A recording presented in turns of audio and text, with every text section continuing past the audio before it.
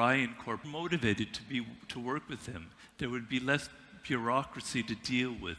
They would not bother him with all of their worries and concerns.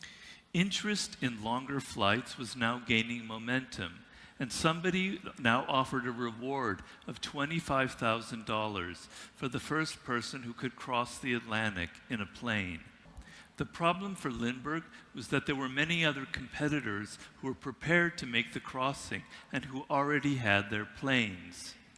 And with so many competitors, it seemed almost impossible that he would be the first person to cross.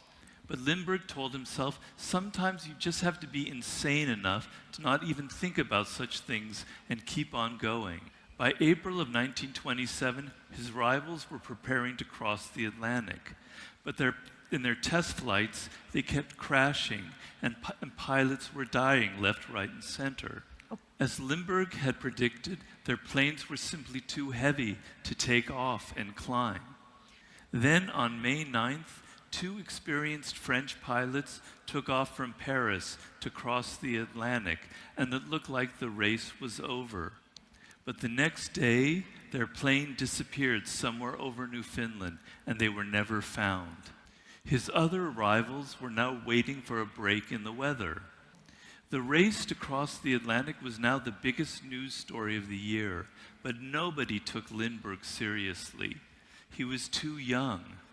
His plane, now called the Spirit of St. Louis, was ridiculously small. He was just thought of as a foolish daredevil. To test his plane, Lindbergh flew it from San Diego to New York, and he loved what he felt. This plane was so light and so fast and so powerful, and he felt his confidence growing by the day. By mid-May, he was in New York, and he had two other rivals who were now ready to try and make the crossing, but they were all waiting for a break in the rainy weather. Then, on May 19th, Lindbergh heard that there might be a slight clearing in the skies, and that's all he wanted to hear. He would make a go of it the next day. But that night, he had no sleep. He was too excited. And the flight that would take probably 48 hours would mean that he would go virtually 3 days without any sleep. It was hard enough to go 48 hours by yourself without sleep and guide a plane over an expanse of water that no one had ever done before. But 72 hours was almost insane. The next day, nevertheless, he had his plane taxied to the runway, and there he saw that there were no other competitors. They were all waiting for better weather. But he hesitated. He hesitated to have the blocks on his landing gear lifted away for takeoff. He looked at the faces of the other men who were there waiting to help him, and they all looked like they were attending a funeral. First, there was his lack of sleep. Then, there was the fact that it was still raining out. It was drizzling, and the ground was soft and wet.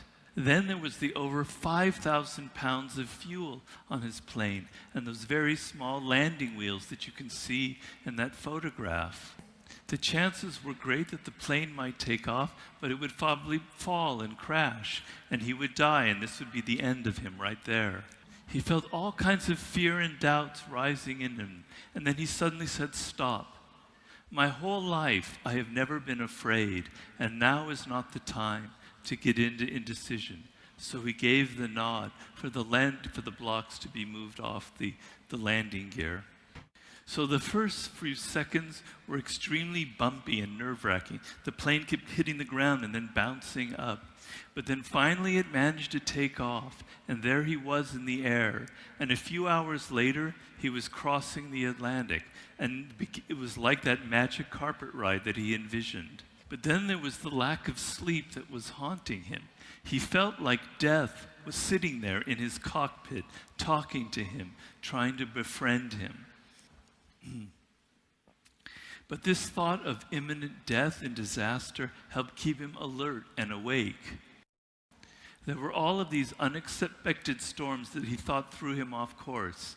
But then suddenly, 40 hours into the flight, he spotted land, what seemed to be Ireland. He was 3 hours ahead of his schedule and uncannily on course. It was a moment of unbelievable ecstasy for him, much greater than the excitement that greeted him when he finally landed in Paris a few hours later. Years later, Lindbergh wrote of this experience. Only 8 months ago, it seems as many years, I was sitting in the reality of my male cockpit, dreaming of a plane that would fly across the sea. Now I'm in the spirit of St. Louis on that very flight. The dream has become the reality, and the reality the dream. Such things happen then in fact, and not alone in fable. Whatever a man imagines he can attain, if he doesn't become too arrogant and encroach on the rights of the gods. Now listen, like Lindbergh, you will be told that you are too young for your big dream, that you are too inexperienced for such an ambitious project. They will tell you that there are too many people out there who have more money and more resources. They will tell you it's too risky, that it can't be done, that you need to wait. You need to adhere to the conventional way of doing things, which means having a large team of people help you and take control of your vision. They will take your vision and pull it apart and transform it into their own. And then if you manage to avoid all these pitfalls and you start your project, you will inevitably encounter obstacles. And then all the doubters and critics will come out of the woodwork. All of this might make you want to turn back. But as I said earlier, once you experience the freedom and sense of power that comes from letting go of the past and facing life with a confident, life-affirming attitude, there will be no turning back. You will stop listening to people who try to arbitrarily set limits on what you can achieve. And you will have that touch of madness and insanity that all great inventors and builders have.